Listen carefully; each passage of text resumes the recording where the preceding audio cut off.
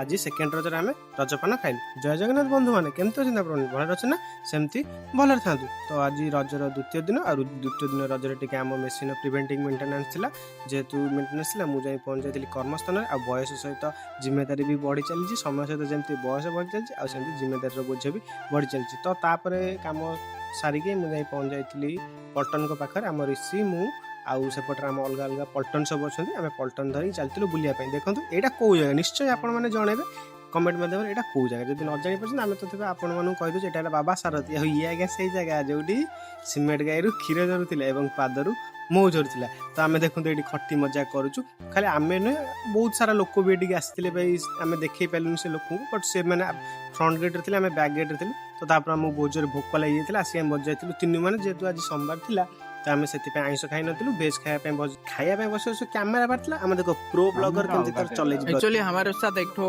अलग ही लेवल का बंदा है, देख लो इसको, ये अलग ही लेवल का बंदा है। साला क्या चाट चाट के खा रहा है बे, क्या ही बोले। और मैं आज पीपी ब्लॉग बना रहा हूँ, पता नहीं क्यों बना रहा हूँ, बस बकचोदी के लिए कर रहा हूँ कुछ ना कुछ, पता नहीं कुछ तो बक रहा हूँ मैं।